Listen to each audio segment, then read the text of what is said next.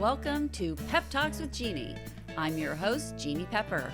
I started doing Pep Talks as a way to inspire you to do intentional acts of kindness and to further the goals of #Blaze It Forward. Since its inception, Pep Talks has evolved, and now I use it to interview people actively making a difference in this world through their volunteerism, community service, or careers.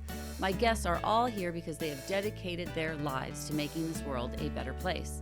Join us as we delve into the hopes, dreams, and aspirations of these truly inspiring and hardworking people. This season, we will be using a panel format in some of our episodes to bring together synergistic guests to discuss topics that weave the social fabric of the world around us. Welcome to another episode of Pep Talks with Jeannie. And we have in our studio today my friend, Hey, two-time Emmy award-winning journalist. Do you know who this might be? Formerly Reporting on live. KTLA, morning personality, Good Day LA, Fox 11, CNN, and her own show on KFI. It is the one and only Elizabeth Espinosa. Woo! Jeannie and Elizabeth. I know. Yay. Well, so this is going to be fun because you're my friend. Yes, You're not just yes. this fantastic host. Oh, yeah. That does this amazing podcast in Orange County, but you're my friend. You're my sister friend. We're buds. And you know what's so cool is that only a few went to New Orleans for 50 hours to celebrate my birthday. Is that all? I thought it was 69 hours. Whoa, sure felt like it. But anyway, so, yes, we had a great time. But that's a different podcast, friends. Today is a little more serious topic. Yeah, we like to laugh and have fun together. That's it. That's all we have in life. I know. It's choose kindness and choose to laugh. Yeah. So now that we know about your career past, what are you doing these days? So right now, I am really trying to get the word out. Please, my mom needs a kidney. So my mom needs to get a kidney transplant. And I am have always been a caretaker for my brother, who a lot of folks in television in LA County know, or Southern California really, because people do watch us from all over, know about my mission to raise awareness about people with disabilities. So Christian suffered brain damage at birth, in case you're new to me. He's 40 now, and so he's nonverbal, which means that everything we've had to take care of him around the clock. So my parents did an amazing job at doing that. And then age settled in. And now my mom needs a kidney transplant. She's on dialysis. She's on peritoneal dialysis. So when you think of dialysis, there's two types of dialysis. There's the one that you think of. It's called hemo, the one that goes to your vein. And then peritoneal goes into your peritoneal membrane, which is your stomach. And you get a catheter placed in, and you clean your blood system every night. So I trained, and I'm now my mom's dialysis nurse, not an RN, but per se. So I do her peritoneal dialysis every night. And then my dad, unfortunately, has some changes too in his health. So I'm helping take care of him. So right now I'm like the CEO healthcare administrator that still has ideas to do creative stuff and go back to news and whatever God wants me to go to, because I really do think that we are exactly where we're supposed to be. As hard as it is at sometimes, and as much as I miss my, my TV life, if you will, right? There are things I don't miss, don't get me wrong. I have a bathroom now. I have access to a bathroom whenever I want. That was not the case covering news, right? Fires and, murders. It was oh man. I mean, I tell you, I've knocked on some serious, scary doorsteps in South LA. Could have been the cartel, but I was like, I gotta go pee. Beep, beep, beep. Hi, can I use your bathroom? But I'd hold the microphone for legitimacy. I'm not trying to rob you. I mean, who wears 7 pounds of makeup on their face at 6 a.m? And you had your cameraman with you too. Sometimes no, you had to go stay by the tripod and the camera and stuff. You walked into gang member houses to yeah, use the toilet? that's the call of the bladder. Oh, did you make friends? I did. You'd be surprised the people I know in this town. Oh my God, that happened to me one time. Yeah, I got stuck in the mountains in Northern California with friends because there was a motorcycle accident in front of us, and we couldn't go forward, and they were doctors and they were helping, and I had to go, and there was this beautiful big house right there, and I thought, I'll just knock on the door. Little did I know it was a commune. What? Oh, no, that's even better. Oh, it was weird. And better. I walked through the door. First of all, the person that greeted me there was like a 7-foot tall, giant older man, very pleasant. He said, "Sure." The bathroom, oh my God, it had never been cleaned. Was it like, welcome, you're never leaving? I thought my life was over, actually. When I was using Honestly. the bathroom I and mean, never cleaned. And then they locked the door and you're like, I'm never leaving. There are restrooms on Interstate 10 that are cleaner. Yeah. That's so scary. There are many that are It's cleaner. scary. You put your life on the line, but It was when the call comes in. Yeah, and then if it's number 2, forget about it. But then, Anyway. who's ever been to a commune where there's only 2 people living there? That is a little weird. Yeah, I met the other resident too as I was leaving, a younger man. He probably had to use the restroom too. He just man, he got stuck. He got stuck. You were smart enough. He figured out how to get out of there. I got out. I escaped a commune. But yeah, sure did. I hear you. I hear you. That would have been a good story, actually. Yeah. Can you imagine? Do you ever walk into one of those houses, use the restroom, and like it's your next story? I know. You certainly think it would be on right? so many occasions. Yeah. But that's what I'm saying. It's such a different life, right, from what I do now. Yeah. Right now it's it's so much more about learning to be the best healthcare advisor, supporter, administrator. Gosh, it's everything. But I think the hardest thing is that it's my crew, it's my tribe, it's my family. So I always say caregivers, that's one thing. It's a hard job, but if it's a job, it's somebody else, right? So you still go home, you leave it. But in my case, I don't get to leave it, right? Do you have room for any more people in your house that need help? Can I move in? Yeah. You know what the answer would be? No. So there's no more beds, no more rooms available. So sorry, because you could open a Jeannie. room and board. I've thought about this. No, I know. You're close. I know. It's funny. Look, at the end of the day, like, it's about having a sense of humor about this. If you don't, you'll lose your mind. You are a role model to me. But you really are. And we've talked about this. Because it is very hard for you to go to that place. Yeah. When I met you, I mean, we think about, right, taking those deep breaths. Yeah. I'm going through stuff that I don't know. I'm still on this end of it, right? There will be a day that things, there will be a departure, if you will, with my loved ones, right? You've lived that, and you have given me so much inspiration. Oh, that's really sweet of you. It's not sweet, but it's true. Oh. It is true. And so many other people. And the fact that you give me such hope that there will be a life after, when you love someone so much and you do everything you can to try to keep them here, protect them, I know. and then at some point you can't. It doesn't matter what you do. It right? doesn't. We have no control over these things. So. Yeah. But, life is what we make it. I mean, we learned that from our guest, Soraya Murray. You can deal with your tragedies and let them bury you, or you can rise above it. But that's a great question, right? Like, how do you do that though? I mean, it's so like if I hear one more person tell me, so my mom needs a kidney transplant, right? Like right now, I'm trying to get the word out. I don't know if I'm going to be a match. I'm trying to get her a match. We're up against the clock. She's losing weight. I mean, we're in a bad place right now. And I tell people, or people tell me, I should say, Elizabeth, but you have to make time for you. You got to make sure you take care of yourself. Yeah, that's easy to say. Exactly. And I'm like, if I hear one more person say that, respectfully, I'm going to punch them, because it's like, you don't think I don't know that? You don't think I don't want to take care of myself? You don't think I want to go take a day off and go and just sleep and not worry about like dad's blood sugars, mom's blood pressure, Christian having a meltdown or getting dysregulated, because of different things. Of course, that's what I want. But I think right now we're also, this is an important podcast, because right now I know I'm not alone. There's so many people that are challenged by the fact that there aren't good enough caregivers out there. Healthcare, the disparity is huge right now. Yeah. And it's really bad because post-pandemic, you can't see your doctor. So yeah, you got a little lump there, breast cancer, you might have to wait longer. And by the time you get seen, it's going to be stage 4. Mm-hmm. And there may be no coming back, because now we're pushing everybody back. And unless you're like a very fierce advocate for yourself, and that's hard to do it when you're the sick person, right? So I can't even imagine, like, I'm that person for my family, right? But it's like you can't even get in to see the doctor. Well, you let me know if you need help. No, you're amazing. For you. I know. Well, and you know something? I want the world to know, Jeannie, you are what a friendship is. You are true to your word. So people always say, oh, listen, let me know. How can I help? I've heard that a lot, right? Yeah. And until you're in your darkest moments, you know who your friends are and what family's about. And so you said to me, when your mom needs to go in for that transplant conversation, I'm going to be there. And guess who showed up? Jeannie. You made the time. I you know what? It made me feel really good to see your mom getting the care that she needed. Yeah. I mean, at least to get evaluated, because part of the issue, right, with the disparity in the kidney transplant world, it is horrible. It is, wow. I didn't know about this. I covered it at a distance as a news reporter, but now it's me. It's my world. It's my existence with my mom. And the disparity is huge. The disorganization is huge.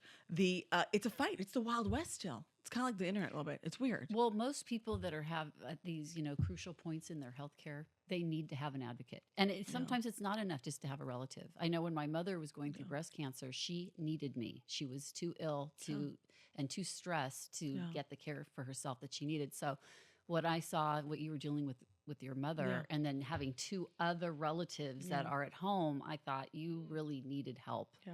And, but you're amazing. But no, I think that if you're going through something, get help. There's got to be somebody in your friendship world, family world that can accompany you and help you.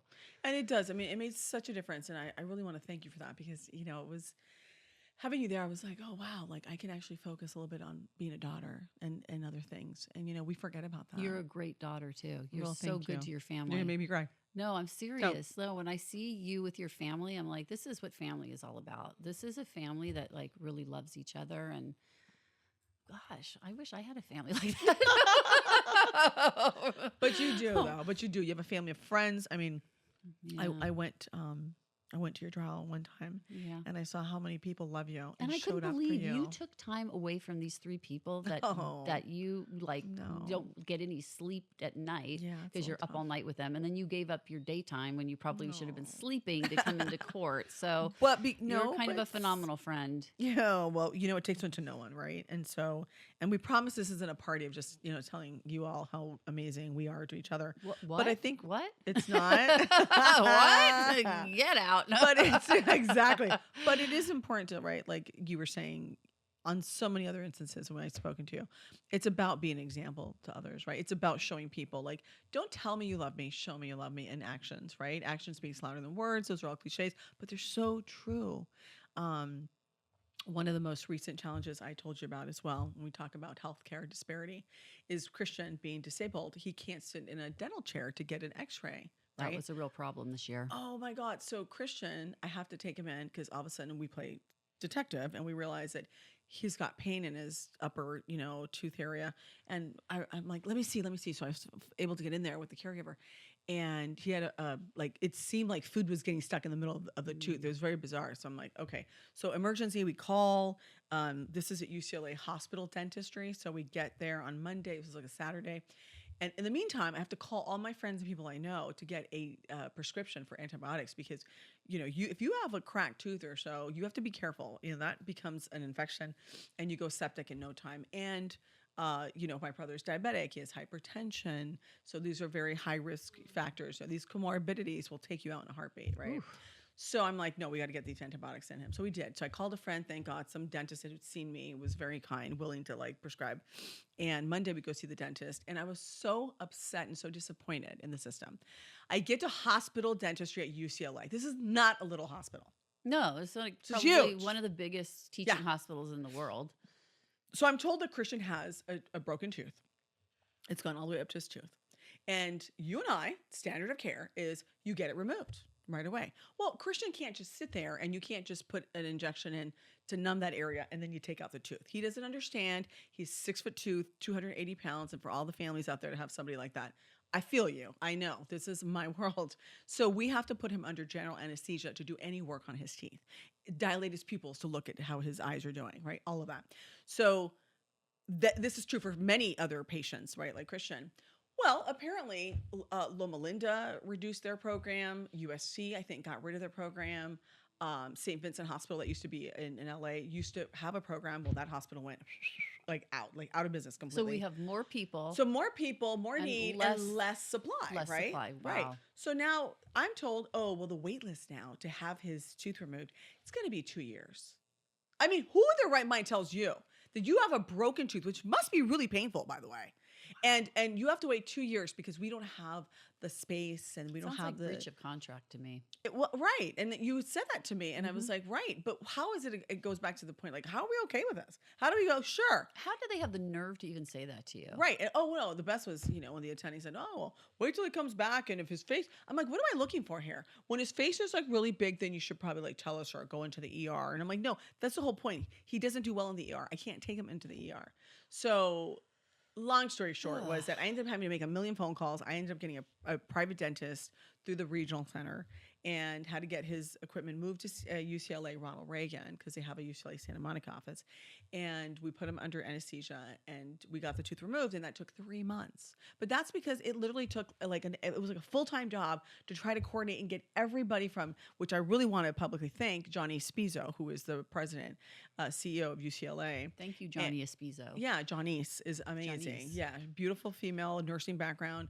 Johnny Espinosa is also the, what we should mention is Johnny's actually doesn't necessarily oversee hospital dentistry. So it's confusing because you say, well, it's UCLA, but apparently they're just affiliated, but they get their funding and everything is different. So at least, she made the connection and trying to say, hey guys, how can we help? Right.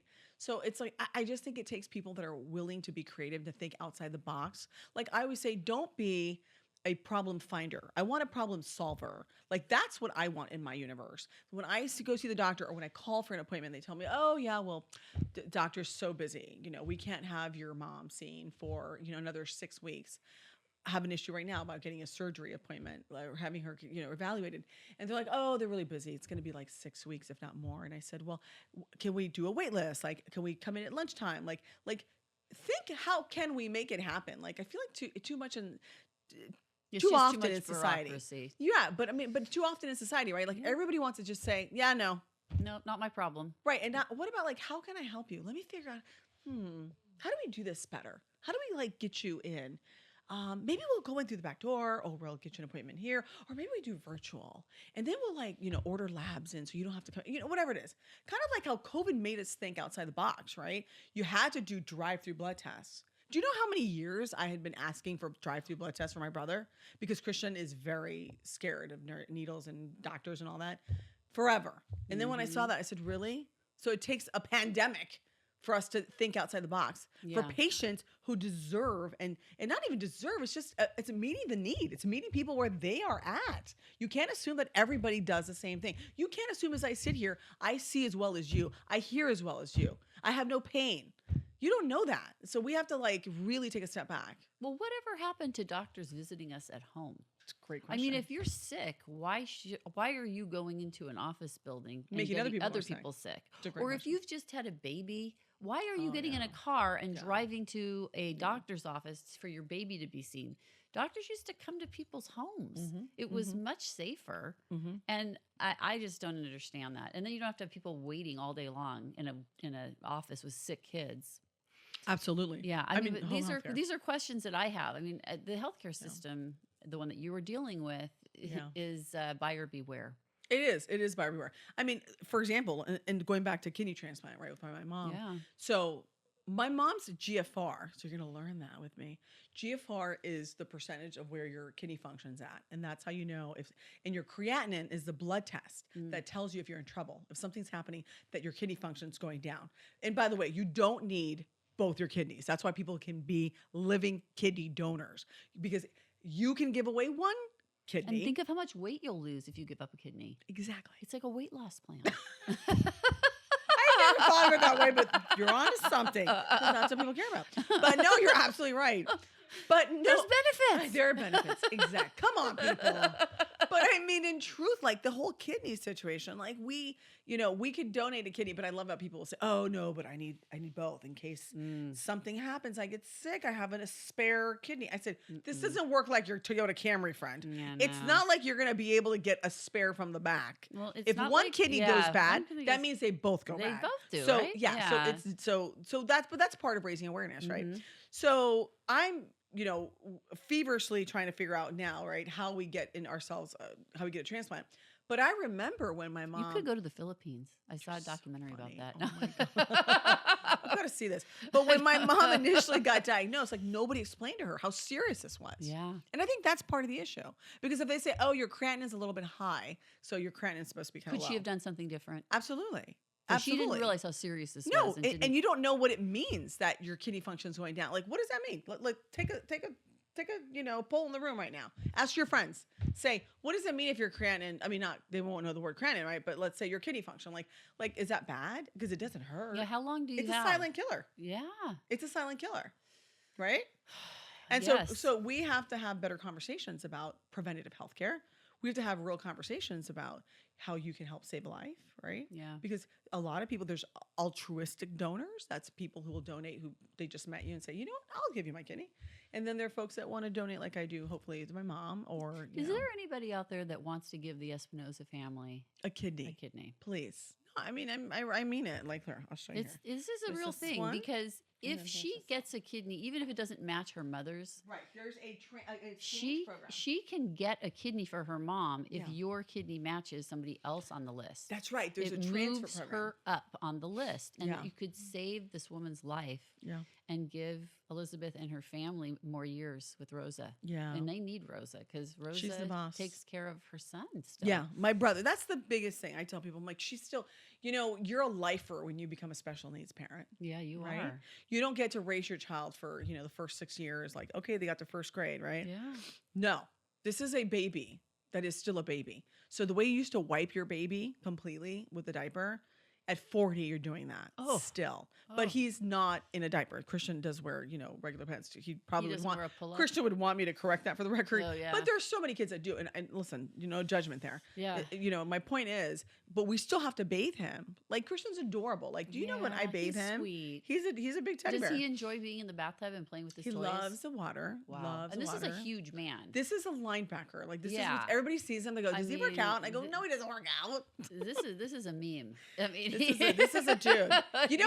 So my friend said, you know who he reminds me of? And I was like, who? She's like, Jason Momoa. I was like, Oh, really? That's so yeah, funny. Yeah. Just like his build, because he's got like a V back, but Mhm, he's he still does. shorter than Eli, though, your producer. Everybody is. Exactly. But he's our big baby. So again, you're taking care of a baby around the clock. That's taxing. I would argue that's how my mom ended up with kidney disease. Does she know why? We believe it was hypertension. And what does hypertension come from? Oh, so she wasn't. Grief. Yeah. Comes from Oh. stress. And stress and grief come from And, what? and diet. Yeah. Maybe she. Diet, maybe, but my father is a vegetarian. Oh, yeah. We were very a vegetarian. It just could be genetic. My mom has hypertension. No, but my grandmother didn't, nor her father. So it's like, I mean, it can be, but the truth is, if we could just have more information, that would have helped. So there's that piece, This right? was something that could have been prevented. Well, it could have slowed it down, maybe to the point that Yeah. we wouldn't have to be here needing a transplant. But the Ah. big thing is, Christian loves his mother, and I mean, I love my mom. Don't get me wrong. I feel like I need my mom just as much as Christian. But I have you. I have my friends. Yeah, I have community. Christian I can talk to. doesn't He have can't talk to that. anybody. Yeah. So that's the urgency. So if anybody out there does want to at least contemplate the idea or help me spread the word, please do it at Elizabeth Espinosa is my Instagram. And if you rewind this, the phone number I have on this shirt here, it's on the other side. Oh no, it's right here. 310-404. So we're gonna put that up on the screen right here. Under your 31. I was trying to name. be all cool here. Yeah, All grassroots. We're gonna get. You're a your- fancy show. we're- Forgive we're- me. This fancy show But is I'm- gonna have that information there available. 404-3148. Yeah, and 310. please don't send a kidney Yeah. in the mail. That's not the Yeah, right way. there's that. Yeah. And we don't mean kidney beans. Yeah, no know. kidney beans. Yeah, you're so no funny. cat kidneys. That's right. That's yeah. right. Yeah. Well, Yeah. you're doing an out of this world job for your family. I mean, No. really, I can't get over it, and that's why I keep offering to help you because You're awesome. you need help. No, and I think the lesson in all this This is is too accepting much. help, Yeah. right? Accepting good help too, mind you. This is not easy. No, it is very Yeah. hard. But resilience, I find, has a lot to do with having faith, having hope, having purpose, and having a real sense of humor. Yes. I really think it's the only thing that's been helping me.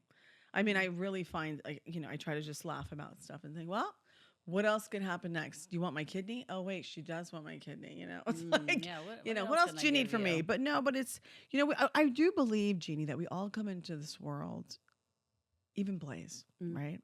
And we come with a purpose. And it's hard because the thing is, I don't like to see my mom suffer. I don't No, like to see my dad It's hard suffer. to watch people we love. So it's hard to watch hard. anyone suffer. Absolutely. Anybody. Absolutely. But I have to believe that, there is a greater good, that there's a legacy in this. What we're doing it is helping someone. You probably would not have done this podcast had you not experienced what you did. You're right. Right? You're right because Yeah.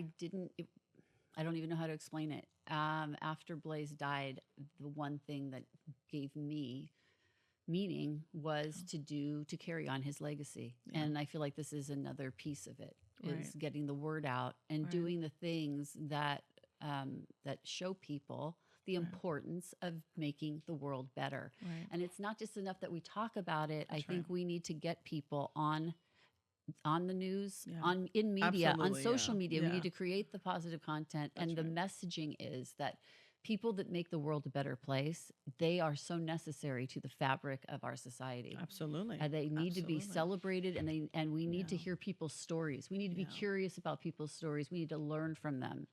And if we're not learning from each other's mistakes, then we're just going Right. to keep making them.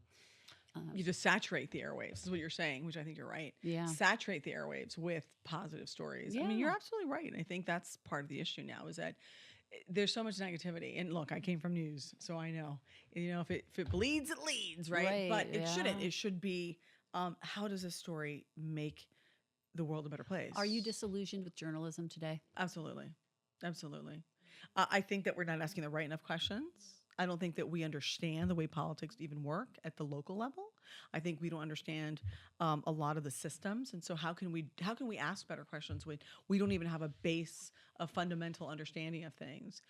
So I think that and I also feel that journalism at the local and even at the national level, probably, although people at the national have been there a little bit longer, so they have a little bit more of the true journalistic background. But at the local level, you're seeing younger, which I don't have a problem with that, but you're seeing people that are coming on that want to just be on television to be on television. So it's more of a cosmetic, I want to be seen, I want to be famous, I want you to know I'm on TV, when it shouldn't be about that. Like, I used to always tell my mentees, right, that they'd say, oh, how much money do you make? And I said, it's funny, because in truth, like, I started out, I wanted to be a lawyer. I applied to law school. I got into a law school. I got a scholarship. I didn't go because I decided every case was going to be symbolic. And my brother, again, suffered medical malpractice at birth. So I wanted to Yeah. sue doctors. That was my initial plan. Yeah. And then I realized I'm going to become instead a voice for people who don't get it. So to your point, right? Every chance I had, I wanted to do a story that talked about the injustices and how to make those better, right? But I think that we have to have people back in the business that have a purpose that's bigger than them. And I would always say, sorry, to the money piece, I'd say, don't worry about it, because I never chased the money. The money chased me. And that's what was great, because I never asked for like a promotion or a salary increase. It would just come along, right? When I'd say I wanted. Well, yeah, because the cream always rises to the top. Well, thank you. But I think that also, truthfully, when you are working from here and it's your purpose and you love what you do, number one, you don't work a day in your life, but even when you do have to work, it's lovely. And that's part of, I think, why I'm still surviving now, even though I'm in a difficult and different place. But, I help my family because I love them, and they were so good to me. They gave me the ability, and they positioned me to have the career I did. So this is the least I can do, right, is a benefit to come back and say, okay, let me help you. Yeah. And here's the other thing. Yeah. Nothing lasts forever. Nothing lasts forever. But your parents are two very unique people. Yeah. And I can say that because I know them, and I Yeah. can see that they raised you in a home with a lot of love, but they walk the walk, and they talk and walk the walk. Yeah. They did. Yeah. Because absolutely. they showed you Role modeling. they gave up so much to Yeah. make sure that Christian had the life that he has. Absolutely. And you learn that from them, the importance of that. One thing that I noticed from hanging around with your family, and I haven't spent a tremendous amount of time with you as an entire family, but the Yeah. last time we were together and we were with Christian and your dad and you and me, and we were all at the beach together. And I learned that every evening Christian likes to get out and get some fresh air, and you drive him in traffic up to the Santa Monica area. Yeah. And you don't live near there. That's got to No. be a nice little drive in traffic to get Yeah. there It's a every try. day. It's a try. Every day. Every day. Every day. They take Christian there because it makes him day. happy. That's it. That's it. That's it. And I also try to take it a day at a time. I can't go beyond that because then it's overwhelming. But yes, every day. Every day. And I think that's the hard part, because people think, oh, your brother lives in his own world. I'm like, no, he's very much in this world. And even if you come across somebody with disabilities that does not speak, or is, maybe got saliva coming down their, mouth, and you think, oh, this person's really disabled. No, they're still there. We are all energy. They feel your energy. They feel your love. They feel your authenticity. So acknowledge them. Like even on the freeway when I see the homeless guy that's maybe completely out of whack, looks a little scary, but I'll look at him and I'm not going to give you $1 because I don't have it maybe, or I don't want to, whatever it may be. But I'm going to look at you because everybody wants to be seen. Everybody deserves to be seen and acknowledged and heard. And there's nothing that you take away from yourself if you give somebody a smile, right? To be like, I it's see you. really important. I would assume that the people that are causing the most trouble in the society have not been seen. I agree. Or heard. Absolutely. Yeah. Absolutely. These are people that have gone unnoticed. Absolutely. So I've made it a point to see people, even people that aren't in, maybe they don't live in my neighborhood, but when I leave here, when I leave my little castle on the hill, I I want to see real people. You'll still say hi to me in my Prius. No, I won't. Okay. Yeah, you can be part of the club, but yeah, I think it's really important that we not only see people that are marginalized, people that don't have a voice, and we give them a voice. And that's a little bit of why I'm doing this, is to give the people a voice, the quiet people that kind of are under the radar.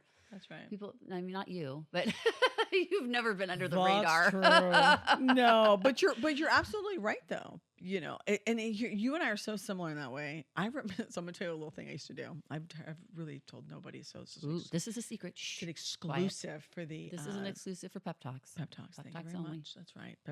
So I would go out and we would do a morning show live shot, let's say, with the toy giveaway. So all the kids are getting toys, right? And you had some really cute kids, and you had some kids that maybe didn't make the marker there, but it's okay. And then you had some really shy kids, and then you had like the obnoxious kids. Anyway, you had the whole gamut. And so you holding a microphone in front of a camera. I mean, these kids lose their mind, right? Everybody wants to go on television. I mean, even parents turn into little kids, right? So you're standing there, and I'm like, okay, got to be a little bit of the police there and figure out who you're going to interview live. You're going live, right? So I would go. Here's a secret. Ready? I would always try to identify not the most popular kid in that crowd. Ooh, the nerd. Not just the nerd, but even like the quiet little girl. So I'll never forget. I did this one year. Exactly.